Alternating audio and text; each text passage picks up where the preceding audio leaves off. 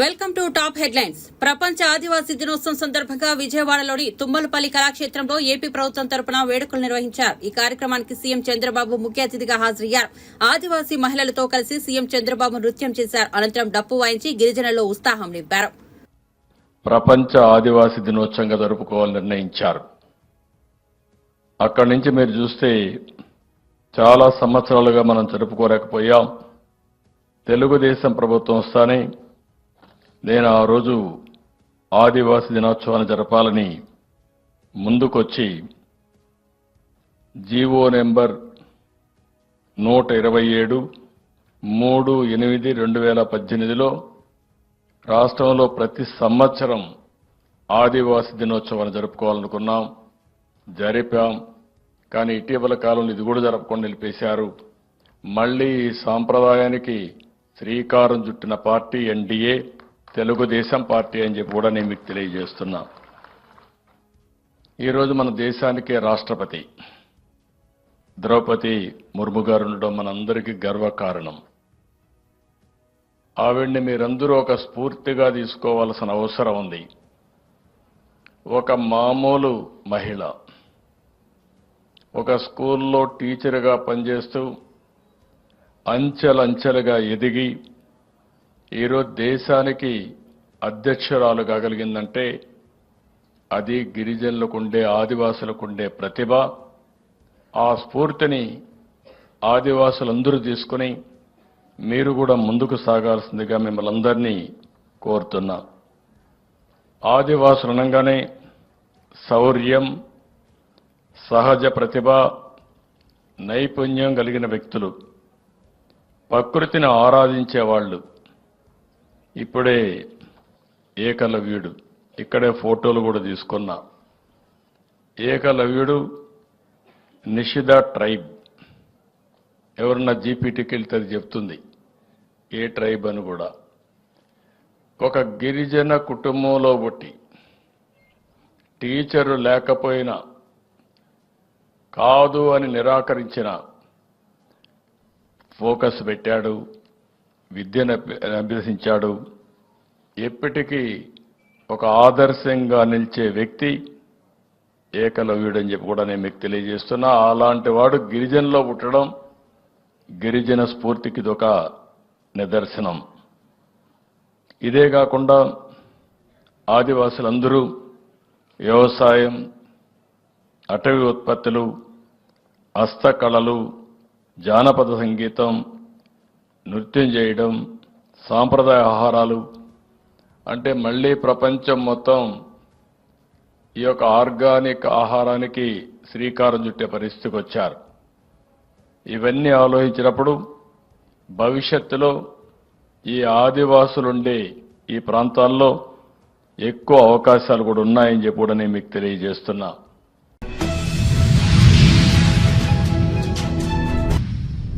తెలంగాణ ముఖ్యమంత్రి రేవంత్ రెడ్డి అమెరికా పర్యటనలో బిజీగా గడుపుతున్నారు. పలు కంపెనీల ప్రతినిధులతో చర్చలు జరిపి రాష్ట్రానికి వచ్చి పెట్టుబడులు పెట్టాలన్నారు. రాష్ట్రానికి వస్తే తగిన మౌలిక సదుపాయాలు కల్పిస్తారని చెప్పి రాయితీలు ఇస్తున్నారు. సీఎం రేవంత్ రెడ్డితో పాటు మంత్రులు శ్రీధర్ బాబు, కోమిటిరెడ్డి వెంకటరెడ్డి, రాష్ట్ర ప్రభుత్వ ప్రధాన కార్యదర్శి శాంతికుమారి, ఇతర ఉన్నతాధికారులు అమెరికా పర్యటనలో ఉన్నారు. ఈ సందర్భంగా ముఖ్యమంత్రి రేవంత్ రెడ్డి ప్రఖ్యాత అడోబ్ సిస్టమ్స్ సీఈఓ శంతరు నారాయణతో భేటీ అయ్యారు.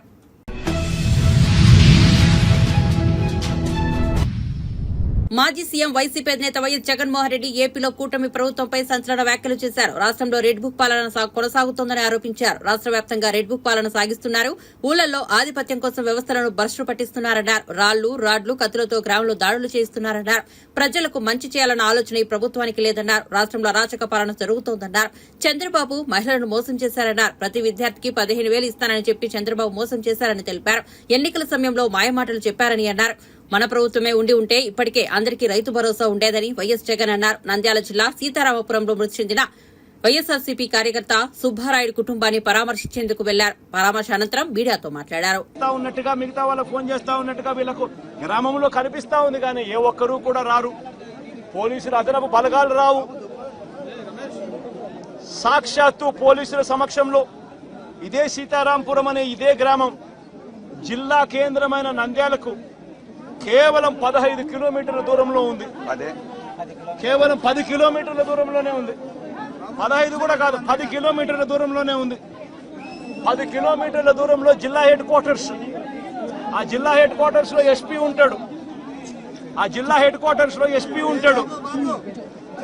ఆ జిల్లా హెడ్ క్వార్టర్స్ లో ఎస్పీ ఉంటాడు. ఇక్కడ నుంచి కేవలం 10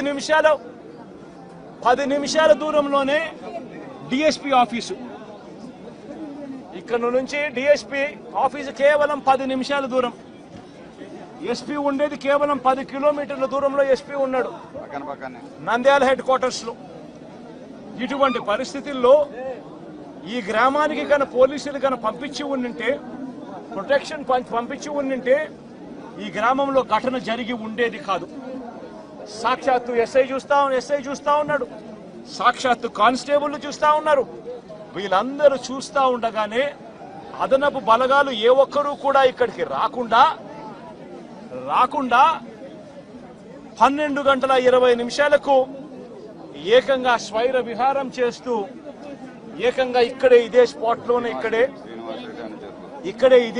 లోనే ఈ గ్రామానికి సంబంధించిన అన్యాయమైన నాయకుడు, ఇక్కడ సంబంధించిన ఎమ్మెల్యేకి సంబంధించిన ప్రోద్బలం, ఇక్కడికి సంబంధించిన చంద్రబాబు నాయుడు గారు లోకేష్ గారు వాళ్ళిద్దరి అండదండలు, వీళ్ళందరి అండదండలతో పోలీసులు ఎవరూ కూడా పంపించకుండా, పోలీసులు ఎవరూ కూడా ఇక్కడికి రాకుండా సాక్షాత్తు ఎస్ఐ సమక్షంలో, సాక్షాత్తు ఇద్దరు కానిస్టేబుల్ సమక్షంలో స్వైర విహారం చేస్తూ ఏకంగా నరకడం జరిగారు. సుబ్బరాయుడిని హతమార్చారు, మిగతా ఇద్దరిని కొట్టారు, మిగతా 2 కుటుంబాలలో కొట్టారు. చివరికి సుబ్బరాయుడు భార్య పెద్దమ్మను నరికారు. ఇవన్నీ ఇక్కడే జరిగాయి, ఇదే గ్రామంలో జరిగాయి. కానీ ఎస్ఐ కానీ కానిస్టేబుల్ కానీ ఎవరు కూడా ఆపగలిగే పరిస్థితి కూడా లేదు.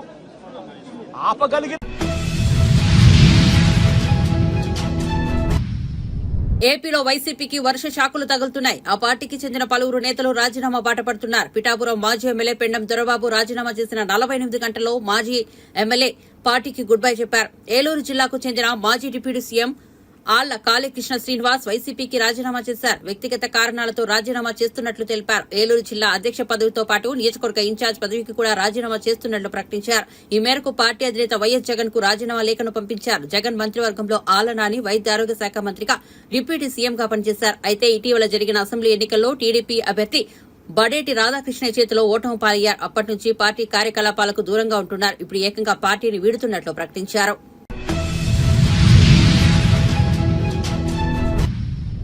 సుంకిసాల ప్రాజెక్టుపై ప్రభుత్వం అసత్య ప్రచారం చేస్తోందని బీఆర్ఎస్ వర్కింగ్ ప్రెసిడెంట్ కేటీఆర్ విమర్శించారు. ఆ ప్రాజెక్టుకు పునర్జీవనం తెచ్చిందే బీఆర్ఎస్ ప్రభుత్వమని చెప్పారు. హైదరాబాద్ నీటి అవసరాల కోసం సుంకిసాల ప్రాజెక్టు మొదలుపెట్టారని, అయితే దానిని నల్లగొండ ప్రజలు తీవ్రంగా వ్యతిరేకించారని గుర్తు చేశారు. తెలంగాణ భవన్లో మాజీ మంత్రులు సవితా ఇంద్రారెడ్డి, మహమూద్ అలీతో కలిసి కేటీఆర్ మీడియాతో మాట్లాడారు. నాగార్జున సాగర్ లో డెడ్ స్టోరేజీ ఉన్న హైదరాబాద్ కు నీటి కష్టాలు రాకూడదని ఈ ప్రాజెక్టు చేపట్టామన్నారు. హైదరాబాద్ తో పాటు చుట్టుపక్కల గ్రామాలకు సాగు, త్రాగునీటి కోసం సుంకిసాల ఉపయోగపడుతుందని చెప్పారు. ప్రధాన ప్రతిపక్షంగా ముఖ్యంగా ఈ ప్రాజెక్టును ముందుకు తీసుకుపోయిన పార్టీగా మా అందరి మీద ఉందని మేము అనుకుంటాం. హైదరాబాద్ తాగునీటి అవసరాల కోసం ఈ ప్రతిపాదన కొత్తది కాదు. హైదరాబాద్ తాగునీటి అవసరాలు భారతదేశంలో ఉన్న మహానగరాల్లో వేగంగా ఎదిగి మొత్తం ఒక విశ్వనగరంగా ఎదిగే సత్తా ఉన్న నగరం హైదరాబాద్ అనే సంకల్పంతో గతంలో కోట్ల విజయభాస్కర్ రెడ్డి గారు ముఖ్యమంత్రిగా ఉన్నప్పుడు 91, 92 ఆ ప్రాంతంలో అనుకుంటా ఈ ప్రాజెక్టుకు ఆనాడు ప్రతిపాదన చేయడం జరిగింది అప్పటి కాంగ్రెస్ ప్రభుత్వం. తదనంతరం ఈ ప్రాజెక్టుకు శంకుస్థాపన కూడా జరిగింది. జరిగితే అప్పుడు నల్గొండ జిల్లా రైతులు మా సాగునీటి అవసరాలు తీరకుండా కృష్ణా జలాలను మీరెట్లా తీసుకొని పోతారు తాగునీటి కోసం హైదరాబాద్ కోసం అంటూ ఆనాడు పెద్ద ఎత్తున ఆందోళన చేసినారు. పోలీస్ కాల్పులు కూడా జరిగినాయి. జరిగితే ఆ రోజుల్లో రైతులు చాలామంది గాయపడ్డారు. అక్కడ జరిగిన ఘర్షణల్లో నాకు గుర్తున్నంత వరకు సబ్జెక్టు కరెక్షన్ ఒక సబ్ ఇన్స్పెక్టర్ కూడా చనిపోయాడు. అంత బీభత్సమైన పోరాటం ఆనాడు నల్గొండ జిల్లాలో జరిగింది.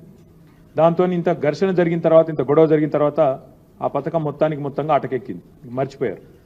తర్వాత మళ్ళీ చంద్రబాబు నాయుడు గారు ముఖ్యమంత్రిగా ఉన్నప్పుడు ఏఎంఆర్పి అనే ప్రాజెక్టును పూర్తి చేశారు.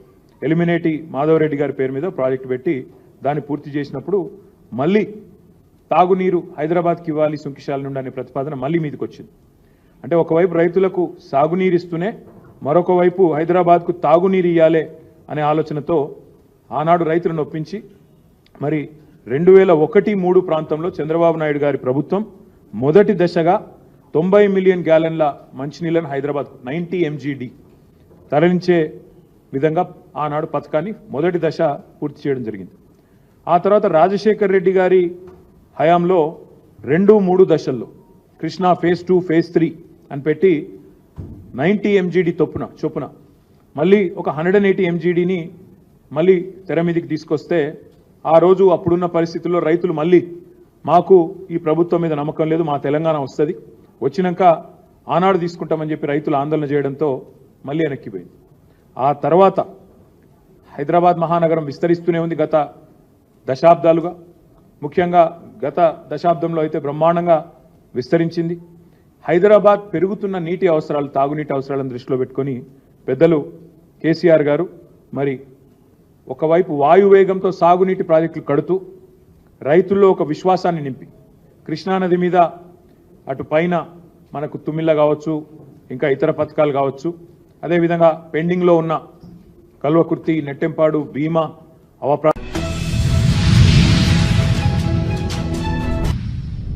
రవాణా శాఖలో ప్రక్షాళనకు మంత్రి మండిపల్లి రాంప్రసాద్ రెడ్డి కీలక ఆదేశాలు జారీ చేశారు. రవాణా శాఖ ఉన్నతాధికారులతో శుక్రవారం నాడు మంత్రి రాంప్రసాద్ రెడ్డి ఏపీ సచివాలయంలో సమీక్షా సమావేశం నిర్వహించారు. ఈ సమావేశంలో పలు అంశాలపై మంత్రి చర్చించారు.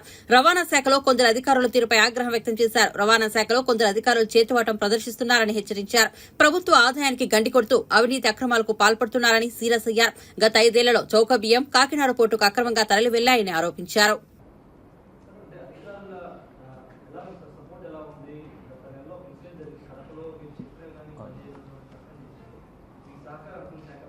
సార్ ముఖ్యంగా నేను ఒకటే చెప్తున్నా, నేనేం సస్పెండ్ చేయలేదు సార్, ట్రాన్స్ఫర్ జరిగింది. ముఖ్యంగా ఆ రోజు మాకు ఈ ప్రభుత్వంలో ఏ అధికారి మీద జులుం అయితే ఉండదు. ఆ రోజు అక్కడ జరిగిన పరిణామాలు అయితేనే, అక్కడున్న యూనియన్స్ వాళ్ళు అయితేనే, అక్కడికి వచ్చిన కార్మికుల సమస్యల మీద నేను అడగడం జరిగింది. ఆయన దాన్ని పట్టించుకోకపోవడం వల్లే ఆయన మార్చామని చెప్పక సస్పెండ్ చేసే అధికారం మాకు కూడా లేదు. చెప్పండి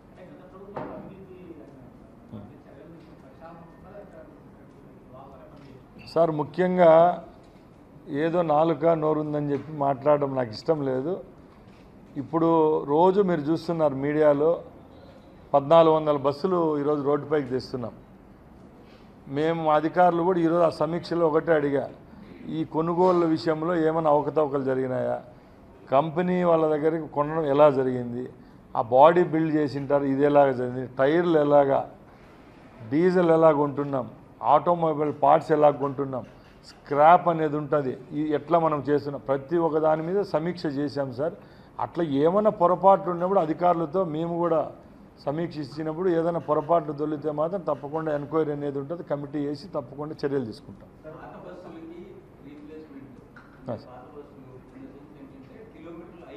అవును సార్. సార్ ఇప్పుడు ఒక ఏపీఎస్ఆర్టీసీ వాళ్ళు ఒక సిస్టమ్ సెటప్ చేశారండి.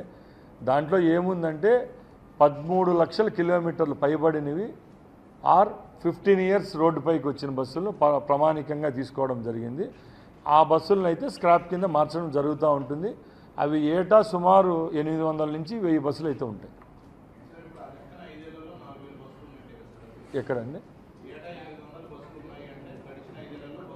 సార్? ప్రతి ఒక్క ఏటా రొటీన్గా ఈ స్క్రాపింగ్ అనేది జరుగుతూ ఉంటుందండి.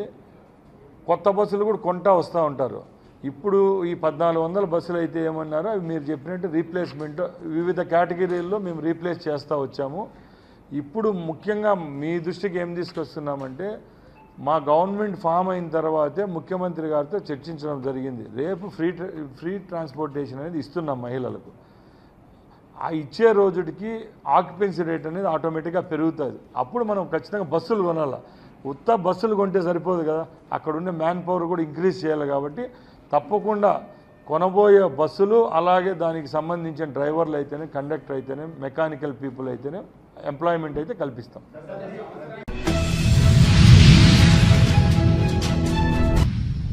జీహెచ్ఎంసీ పరిధిలోని ప్రజలకు నాణ్యమైన విద్యుత్ సరఫరా చేయాలని మల్లుబట్టి విక్రమార్క ఎస్పీడీసీఎల్ అధికారులను ఆదేశించారు. ఈ మేరకు ఆయన మింట్ కాంపౌండ్ లో ఈ వ్యాఖ్యలు చేశారు. వర్షాకాలాన్ని దృష్టిలో పెట్టుకుని విద్యుత్ అధికారులు అప్రమత్తంగా ఉండాలని, అలాగే అన్ని ప్రాంతాల్లో సిబ్బందిని అప్రమత్తం చేయాలని సూచించారు. దేశానికే తలమానికంగా ఉన్న గ్లోబల్ సిటీగా ఎదుగుతున్న హైదరాబాద్ లో పెద్ద ఎత్తున పెట్టుబడులు పెట్టడానికి పారిశ్రామికవేత్తలు వస్తున్నారని డిప్యూటీ సీఎం బట్టి విక్రమార్క పేర్కొన్నారు. లోన్ వేవర్ సంబంధించి జీవో ఇష్యూ చేసి మొడాలిటీస్తో సహా ఫస్ట్ ఫేజ్ అంటే 18 జూలై 2024 జీవో 15వ తారీఖు రిలీజ్ చేశాం. 18వ తారీఖు నాడు మొదటి విడతగా 11.5 లక్షల అంటే 11.50 లక్షల అకౌంట్లో 1 లక్ష రూపాయల వరకు రుణం ఉన్నటువంటి వాళ్ళందరికీ 10.84 లక్షల కుటుంబాలకి ఉపయోగపడేట్టుగా 6,098.93 కోట్ల రూపాయలని ఏకదఫీనా ఒకటేసారి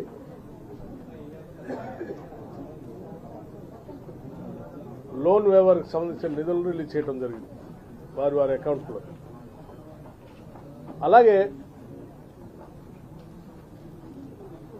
మరలా రెండవసారి ఇన్స్టాల్మెంట్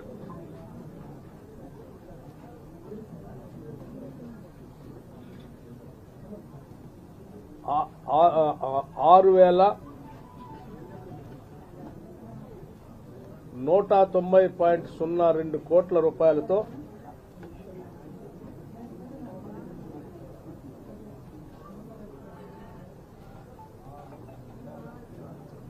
మరొకసారి జూలై మాసంలోనే రెండో విడత రిలీజ్ చేయడం జరిగింది.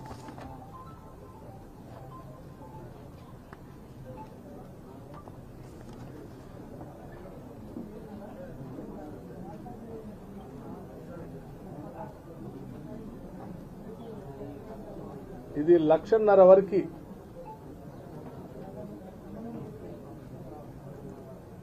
రుణం ఉన్నటువంటి వాళ్ళందరికీ నేరుగా వారి అకౌంట్లోకి డబ్బులు ట్రాన్స్ఫర్ చేసేటువంటి విధానాన్ని చేయటం జరిగింది. దీనికి సంబంధించి 5,45,407 కుటుంబాలు రైతు కుటుంబాలకి 5,45,407 రైతు కుటుంబాలకి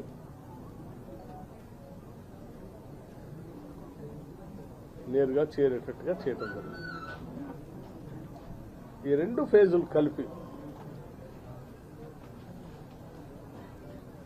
మొత్తం 12,289 కోట్ల రూపాయలు.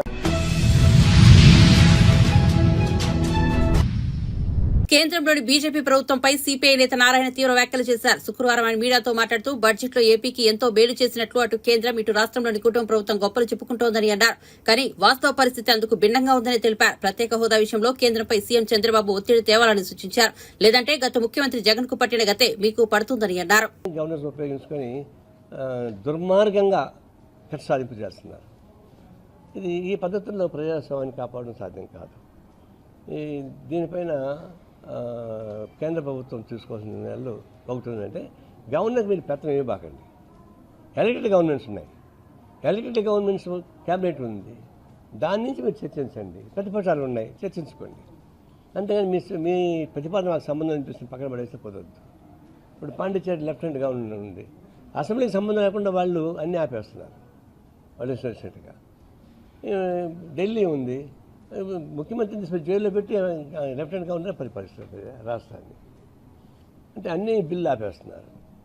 ఒక విధంగా చెప్పాలంటే ఎలక్టెడ్ గవర్నమెంట్ని ధ్వంసం చేసేటువంటి పద్ధతుల్లో అంటే మీకు వ్యతిరేకం ఉంటే అనుకూలంగా జోలికి పోరు. ఇప్పుడు కేజ్రీవాల్ మోడీకి నమస్కారం పెట్టేసారనుకో ఆయన బయట ఉంటాడు, లోపల ఉండడు. అట్లాంటి ఎంతమంది లేరు? 1,000 కోట్ల రూపాయల అవినీతి పాల్పడిన వాళ్ళందరూ కూడా బెయిల్ పైన ఉన్నారు కదా, దయాదక్షిణ పైన. కాబట్టి ఒక కక్షపూరిత వైఖరితోటి బడ్జెట్తో సహా కేటాయింపుల్లో అన్యాయం చేస్తూ ఉన్నారు. దీన్ని ఎదుర్కోవాల్సిన అవసరం ఉంది. ఎదుర్కోవాలంటే ఎట్లా ఎదుర్కోవాలి? న్యాయబద్ధంగా ఎదుర్కోవాలా? న్యాయబద్ధంగా ఎదుర్కోవాలంటే మన తెలుగు రాష్ట్రాలు ఉన్నాయి, ప్రతిపక్షమే లేదు, అంత అధికారపక్షమే. ఆంధ్రప్రదేశ్లో ఇద్దరు వాళ్ళ పక్కే ఉన్నారు. జగన్ ఆయన పక్కే ఉన్నాడు, చంద్రబాబు ఆయన పక్కే ఉన్నాడు.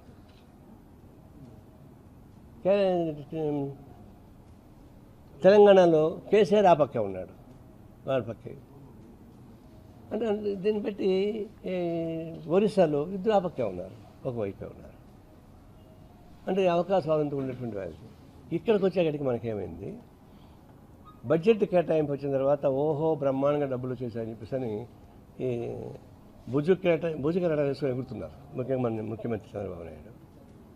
ఏమొచ్చింది? మీకు 15,000 కోట్ల రూపాయలు రాజధానికి ఇచ్చారు. దాన్ని ఏమైనా గ్రాంట్ అన్నారా? అప్పిస్తా ఉన్నారు.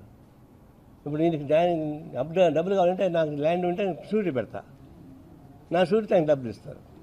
ఆయన డబ్బులు ఎక్కితే నా భూమిని ఏల వేస్తారు. అట్లాంటి షూరిటీ వాళ్ళకి ఇచ్చింది, అప్పుగా ఇచ్చారు చెప్తే వాళ్ళేమి గ్రాంట్కి ఇవ్వలే. నిన్న సీతారామన్ చాలా అందంగా అబద్ధం చెప్తారు. ఆమె చేసినంత అబద్ధాలు ఇంకొకటి చెప్పరు. చివరికి వాళ్ళు తమిళనాడులో అన్నారు, మా రాష్ట్రంలో పుట్టినావు నువ్వు, తమిళనాడుకి అన్యాయం చేస్తానని అడిగారు వాళ్ళు. నేనన్నాను మా రాష్ట్రం పెళ్లి చేసుకుంది, మాకు కూడా అన్యాయం చేస్తానని చెప్పాను. ఎందుకంటే ఇప్పుడు ఇచ్చిన డబ్బుల్ని అప్పుల్ని గ్రాంట్గా ఇవ్వకుండా అప్పులని చెప్పేసి నేను బ్రహ్మాండంగా ఇచ్చామని చెప్తున్నారు. మనం అడిగింది ఏంటి? చంద్రబాబు నాయుడుతో సహా అంతా అడిగింది ఏంటంటే మాకు ప్రత్యేక హోదా.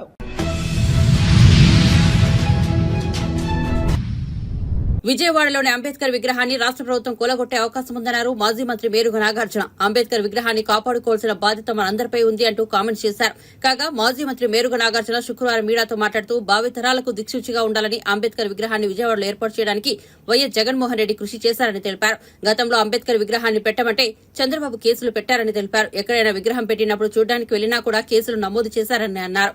ఇప్పుడు విజయవాడలో అంబేద్కర్ విగ్రహంపై దాడికి ప్రయత్నించారని తెలిపారు. స్వయాన ప్రభుత్వం ఇన్వాల్వ్ అయి చేయించినందుకు చింతిస్తూ ఉన్నాం. ఎందుకంటే బాబాసాహెబ్ బిఆర్ అంబేద్కర్ గారి విగ్రహాన్ని విజయవాడలో ఏర్పాటు చేయటానికి దానికన్నా ముందు చాలా కథ ఉంది ఈ రాష్ట్రంలో. ఒకప్పుడు ఈ రాష్ట్రాన్ని పరిపాలించిన ముఖ్యమంత్రిగా ఉన్న చంద్రబాబు నాయుడు గారు ప్రస్తుత ముఖ్యమంత్రిగా ఉన్నారు. ఇది వరకు ముఖ్యమంత్రిగా ఉన్నప్పుడు ఆంధ్రప్రదేశ్లో అంబేద్కర్ గారి విగ్రహం పెట్టండి అని అడిగితే కేసులు, ఎక్కడో ముళ్ళ పొదల్లో పెడుతున్నామని చెప్తే చూస్తానికి వెళ్తే కేసులు, చివరికి ఆ ప్రభుత్వంలో మీ కులంలో ఎవరైనా పుట్టాలనుకుంటారా అన్న సన్నివేశాలు, అంబేద్కర్ భావజాలం మీద దాడులు, అఘాయిత్యాలు, అమానుషాలు కోకొల్లులుగా చూశాం. ఈరోజు విజయవాడ నడిబొడ్డున బాబాసాహెబ్ అంబేద్కర్ గారి విగ్రహం పెట్టే స్థలాన్ని తెలుగుదేశం పార్టీ అధికారంలో ఉన్నప్పుడు అప్పళంగా దాన్ని అమ్ముకొని వారికి అప్పగించాలని కుట్రలు చేస్తే దాని మీద ఎన్నో ఉద్యమాలు జరిగిన నేపథ్యం. అలాంటి ప్రిడామినెంట్ ప్లేస్ని ఈ రాష్ట్రానికి ముఖ్యమంత్రిగా జగన్మోహన్ రెడ్డి గారు ఉన్నప్పుడు స్వయాన ఎవ్వరూ అడగకుండా వారికి వారే ఈ కోట్ల ఖరీదు చేసే మహనీయులు నడియాడినటువంటి ఒక గొప్ప ప్రాంతాన్ని, అంబేద్కర్ స్మృతివనాన్ని ఏర్పాటు చేసుకోవటానికి తీర్మానించి ముందుకు రావటం ముదాఫం.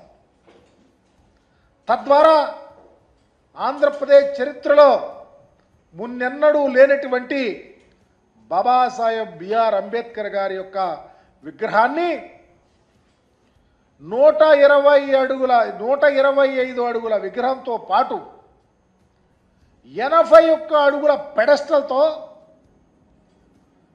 201 అడుగు ఎత్తున్నటువంటి మేలిమైనటువంటి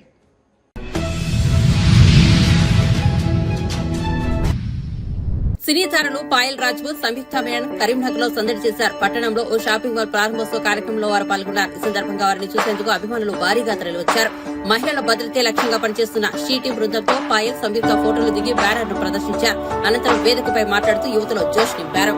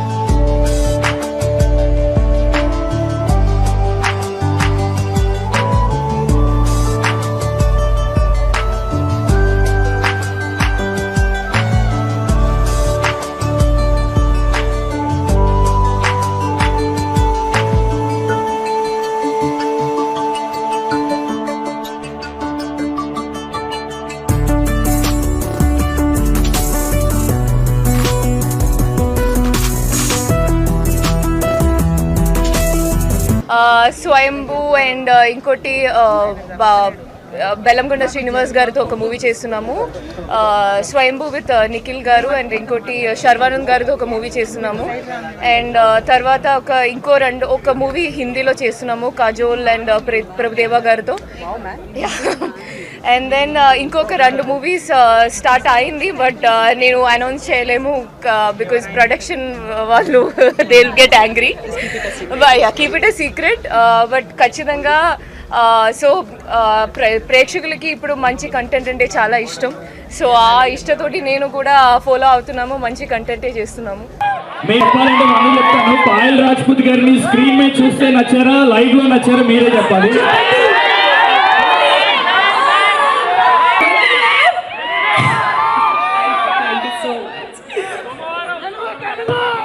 తెలుగు సో RX 100 లో ఇందు నచ్చిందా ఆర్ మంగళవారంలో శైలు నచ్చిందా?